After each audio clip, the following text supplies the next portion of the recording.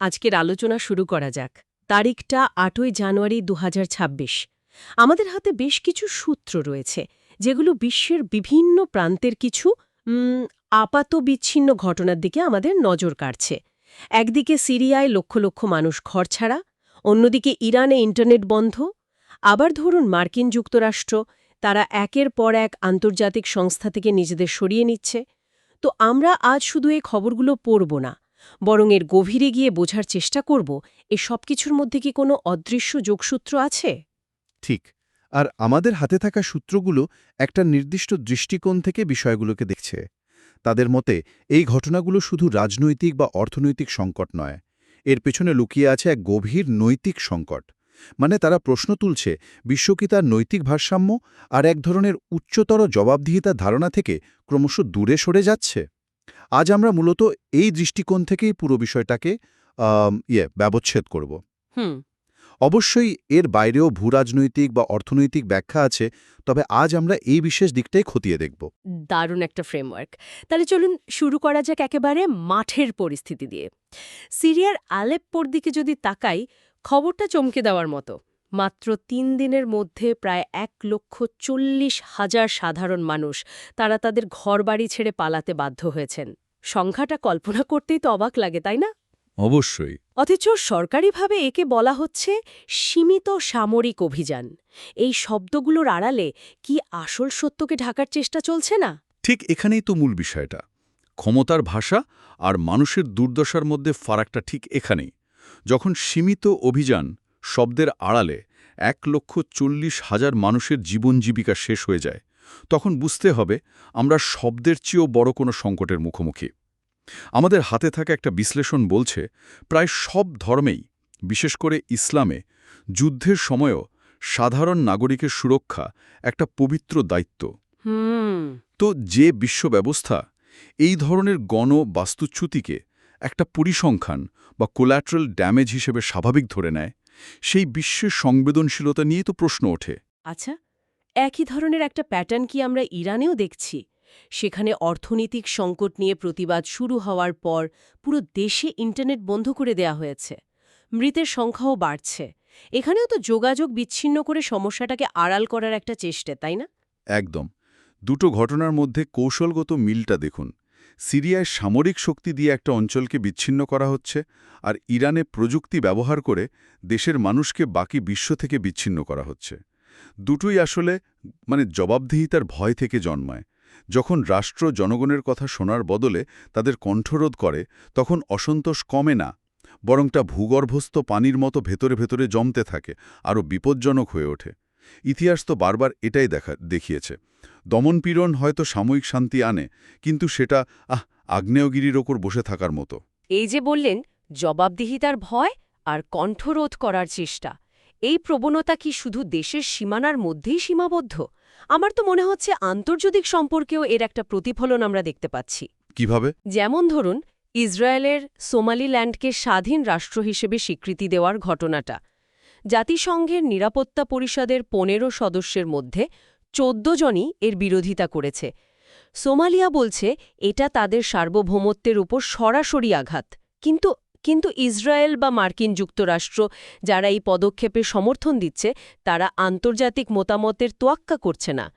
এখানেও তো এক ধরনের আমরা যা মনে করব তাই হবে এই মানসিকতা কাজ করছে। চমৎকার একটা সংযোগ। আমাদের একটি সূত্র এই ধরনের আচরণকে বলছে সুবিধাবাদী সার্বভৌমত্ব, বা ধরুন অপরচুনিস্টিক সোভরেনিটি। এর মানে হল আন্তর্জাতিক আইন বা নীতিকে সার্বজনীনভাবে প্রয়োগ না করে নিজেদের সুবিধা অনুযায়ী ব্যবহার করা। অর্থাৎ যখন নিজের সার্বভৌমত্বের প্রশ্ন ওঠে, তখন সেটা অলঙ্ঘনীয়, কিন্তু অন্যের সার্বভৌমত্বকে নিজেদের স্বার্থে উপেক্ষা করা যেতে পারে। কিন্তু আন্তর্জাতিক সম্পর্কের অনেক বিশ্লেষক তো বলবেন এটাই তো রিয়াল পলিটিক। প্রতিটি দেশই তো নিজের কৌশলগত স্বার্থ আগে দেখবে, তাই না? যেমন লোহিত সাগরে নিজের প্রভাব বাড়াতে ইসরায়েলের জন্য সোমালিল্যান্ডের এই স্বীকৃতিটা জরুরি হতে পারে। এটাকে কি সরাসরি নৈতিক অবক্ষয় বলা যায়? খুব গুরুত্বপূর্ণ একটা প্রশ্ন। হ্যাঁ, রিয়েল পলিটিকের দৃষ্টিকোণ থেকে এটা একটা স্বাভাবিক কৌশলগত পদক্ষেপ। কিন্তু আমাদের সূত্রগুলো যে প্রশ্নটা তুলছে তা হল, এই ধরনের পদক্ষেপের দীর্ঘমেয়াদী প্রভাব কি? যখন বড় শক্তিগুলো নিজেদের স্বার্থের নিয়ম ভাঙে তখন ছোট দেশগুলোর কাছে কি বার্তা যায়? এতে কি পুরো আন্তর্জাতিক ব্যবস্থার উপর থেকেই আস্থা উঠে যায় না? সূত্রগুলো বলছে যেখানে নীতির চেয়ে সুবিধা বড় হয়ে ওঠে সেখানে ন্যায়বিচার টিকে থাকতে পারে না, আর সেই আস্থাহীনতার পরিবেশেই সংঘাতের বীজ রোপিত হয়। আস্ফালহীনতার কথা যখন উঠলই, তখন মার্কিন যুক্তরাষ্ট্রের সাম্প্রতিক কিছু পদক্ষেপের কথা না বললেই নয়। তারা ৬৬টি আন্তর্জাতিক সংস্থা থেকে নিজেদের প্রত্যাহার করে নিয়েছে। এর মধ্যে এমন কিছু সংস্থাও রয়েছে যা পুরো বিশ্বের জন্য গুরুত্বপূর্ণ। ঠিক, যেমন ধরুন জাতিসংঘের জলবায়ু পরিবর্তন সংক্রান্ত মূল কাঠামো বা UNFCCC, তারপর IPCC এবং লিঙ্গ সমতার জন্য জাতিসংঘের সংস্থা UN Women। এই তালিকাটা বেশ লম্বা, আর প্রশাসনের পক্ষ থেকে যুক্তি দেওয়া হচ্ছে যে এই সংস্থাগুলো মার্কিন স্বার্থের বিরুদ্ধে কাজ করছে। একে তো বিচ্ছিন্নতাবাদ বলা যেতেই পারে, কিন্তু এর পিছনে কি আরও গভীর কোনো দর্শন কাজ করছে? অবশ্যই, এটাকে শুধু বিচ্ছিন্নতাবাদ হিসেবে দেখলে এর গভীরতাটা বোঝা যাবে না। এর গভীরে আছে সহযোগিতার দর্শনকেই প্রত্যাখ্যান করার প্রবণতা। বার্তাটা অনেকটা এরকম, আমরা একাই যথেষ্ট শক্তিশালী এবং আমাদের সমস্যা আমরা একাই সমাধান করব। কিন্তু জলবায়ু পরিবর্তন, মহামারী বা লিঙ্গ সমতার মতো বিষয়গুলো তো কোনো একটি দেশের একার সমস্যা নয়, এগুলো বৈশ্বিক চ্যালেঞ্জ। আমাদের সূত্রগুলো মনে করিয়ে দিচ্ছে সহযোগিতা দুর্বলতা নয়, বরং প্রজ্ঞা। কোনো দেশ সে যত শক্তিশালী হোক না কেন নিজেকে বাকি বিশ্ব থেকে নৈতিকভাবে বিচ্ছিন্ন করতে পারে না। তার প্রতিটি সিদ্ধান্তের প্রভাব সারা বিশ্বে ছড়িয়ে পড়ে। এই যে একাই চলব বা আমরাই শ্রেষ্ঠ, এই ধারণাটা তো তাদের বৈদেশিক নীতি আর সামরিক পরিকল্পনাতেও ফুটে উঠছে।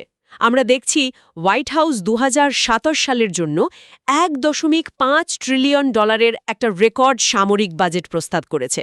বলা হচ্ছে এর লক্ষ্য পশ্চিম গোলার্ধে আঞ্চলিক আধিপত্য প্রতিষ্ঠা করা। আর এই খবর প্রকাশের পরেই তো প্রতিরক্ষা সংস্থাগুলোর শেয়ারের দাম হু হু করে বাড়তে শুরু করেছে। ঠিক।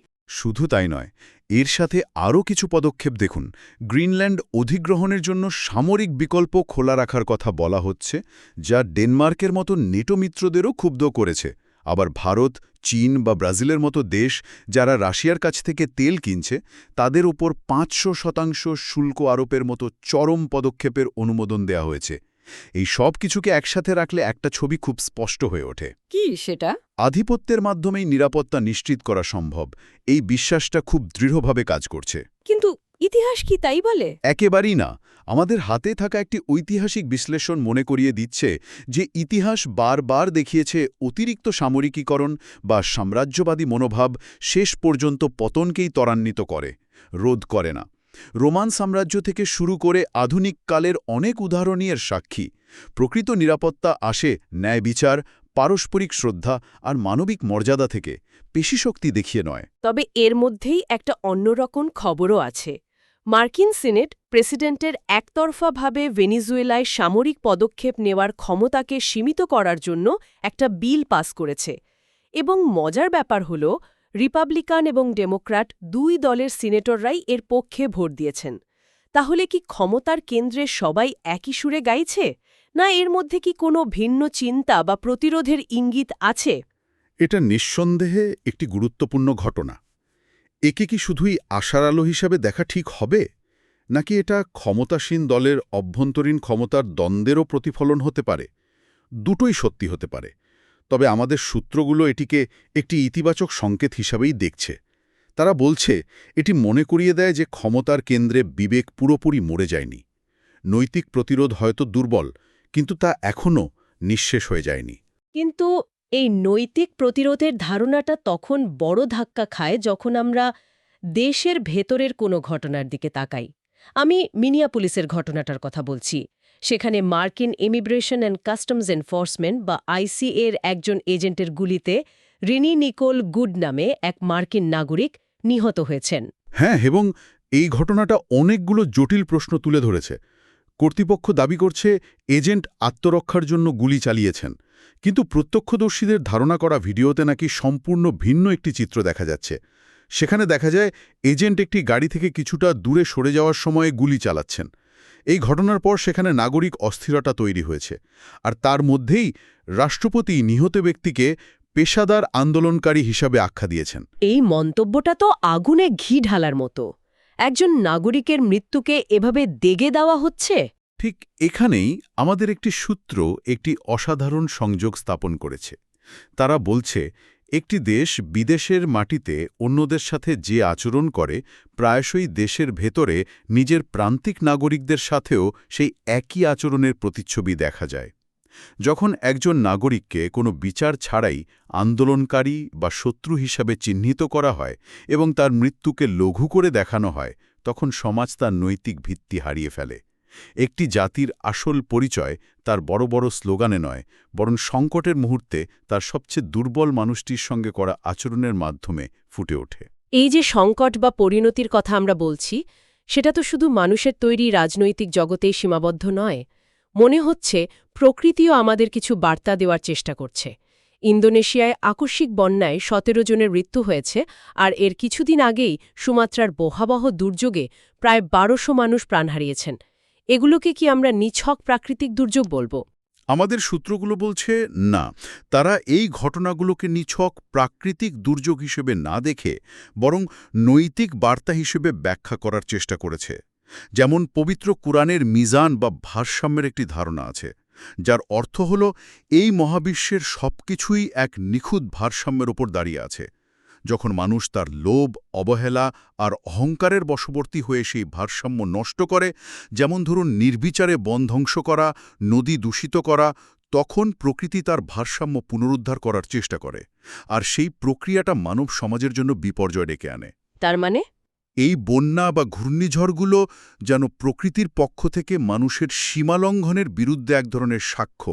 তার মানে আমরা যে নৈতিক সংকটের কথা বলছিলাম, তা শুধু মানুষে মানুষে সম্পর্কেই নয়, মানুষ আর প্রকৃতির সম্পর্কে প্রতিফলিত হচ্ছে। একদম। সূত্রগুলোর মূল বক্তব্যই এটাই। আমরা এই গ্রহের মালিক নই, শুধুমাত্র এর তত্ত্বাবধায়ক বা আমানতদার। সেই দায়িত্ব ভুলে গেলেই পরিণতি ভোগ করতে হয়। এই যে এত ক্ষমতা, দম্ভ, সংঘাত আর পরিণতির গুরুগম্ভীর আলোচনার মধ্যে খেলাধুলা জগতের খবরগুলো কেমন যেন বেমানান লাগে। কিন্তু আমাদের সূত্রগুলো বলছে এখান থেকেও নাকি কিছু শেখার আছে। হ্যাঁ, আপাতদৃষ্টিতে সম্পর্কহীন মনে হলেও একটা সূক্ষ্ম যোগসূত্র আছে। যেমন অস্ট্রেলিয়ার অভিজ্ঞ ক্রিকেটার উসমান খাজা অ্যাশেজ সিরিজ ৪-১ ব্যবধানে জেতার পর, অর্থাৎ তার ক্যারিয়ারের শীর্ষে থাকা অবস্থায় টেস্ট ক্রিকেট থেকে অবসর নিয়েছেন। অন্যদিকে আফ্রিকা কাপ অফ নেশনসের কোয়ার্টার ফাইনালের লাইন আপ চূড়ান্ত হয়েছে। এই খবরগুলো আমাদের কি বলছে? অবসর, ক্ষমতা বা সাফল্যের শীর্ষে থেকেও সরে দাঁড়ানোর এই বিনয় রাজনীতিতে কতটা বিরল ভাবুন তো। যেখানে নেতারা ক্ষমতা আঁকড়ে রাখতে চায় না জীবন, সেখানে একজন খেলোয়াড় শিখিয়ে দিচ্ছেন যে সঠিক সময়ে থামাটাও একটা শিল্প। আবার আফ্রিকা কাপ অফ নেশনসের মতো টুর্নামেন্ট আমাদের মনে করিয়ে দেয় সাফল্য আসে কঠোর পরিশ্রম, শৃঙ্খলা আর দলগত প্রচেষ্টার মাধ্যমে, যা অহংকারী একক নেতৃত্বের দর্শনের ঠিক বিপরীত। এই মুহূর্তগুলো জীবনের ক্ষণস্থায়িত্ব আর বিনয়ের গুরুত্বকে তুলে ধরে। তাহলে পুরো আলোচনাটা যদি এক জায়গায় আনি, আমরা কি দেখতে পাচ্ছি? সিরিয়ার বাস্তুচ্যুত মানুষ, ইরানের প্রতিবাদী কণ্ঠ, আন্তর্জাতিক চুক্তির অবমাননা, $1 ট্রিলিয়ন সামরিক বাজেট, প্রকৃতির প্রতিশোধ আর একজন ক্রিকেটারের অবসর। এই সব কিছুর মধ্যে মূল সংযোগটা ঠিক কোথায়? আমাদের হাতে থাকা সূত্রগুলোর উপসংহার বেশ স্পষ্ট। তারা বলছে বিশ্বের মূল সমস্যা জ্ঞান, প্রযুক্তি, সম্পদ বা প্রতিষ্ঠানের অভাব নয়। আসল সংকট হল নৈতিক সাহসের আর এমন নেতৃত্বের অভাব, যারা নিজেদের কাজের জন্য কোনো উচ্চতর শক্তির কাছে জবাবদিহি করতে হবে বলে বিশ্বাস করে। যখন নেতারা সেই জবাবদিহিতার কথা ভুলে গিয়ে শুধুমাত্র ক্ষমতা, স্বার্থ আর অহংকারকে প্রাধান্য দেন, তখনই সমাজ এবং বিশ্ব তার ভারসাম্য হারায়। তার মানে সমাধানটা কোনো নতুন নিষেধাজ্ঞা বা আরও বড় সামরিক বাজেটের মধ্যে নেই। একদমই না। সূত্রগুলো বলছে একমাত্র ন্যায় বিচারই এই ভাঙা পৃথিবীকে আবার জোড়া লাগাতে পারে। কিন্তু সেই ন্যায় বিচার আসবে কোথা থেকে? তাদের মতে এর ভিত্তি হতে হবে দুটো জিনিস: সৃষ্টিকর্তার সামনে নিজের সীমাবদ্ধতাকে স্বীকার করার বিনয় এবং সহ মানুষের প্রতি নিঃশর্ত সহানুভূতি। সবশেষে আমাদের শ্রোতাদের জন্য একটা চিন্তার খোরাক রেখে যাওয়া যাক। আজকের এই যে চিত্র আমরা দেখলাম, তা বেশ হতাশাজনক। কিন্তু ইতিহাস বলে প্রতিটি সংকটই পরিবর্তনের সম্ভাবনাও তৈরি করে। আজকের নেতারা যদি এই সত্যকে উপেক্ষা করতে থাকেন তাহলে হয়তো ইতিহাস তার ধ্বংসাত্মক রায়েরই পুনরাবৃত্তি করবে। কিন্তু যদি মানবতা এই মুহূর্তটিকে একটি সুযোগ হিসেবে দেখে, যদি অহংকারের বদলে সংযম, আধিপত্যের বদলে সেবা আর অস্বীকারের বদলে জবাবদিহিতার পথ বেছে নেয়, তাহলে এই অশান্ত সময়ই হয়তো এক নতুন, আরও মানবিক ভবিষ্যতের সূচনা করতে পারে। পছন্দটা আমাদের হাতেই, আর সময় বরাবরের মতোই সব কিছু দেখছে।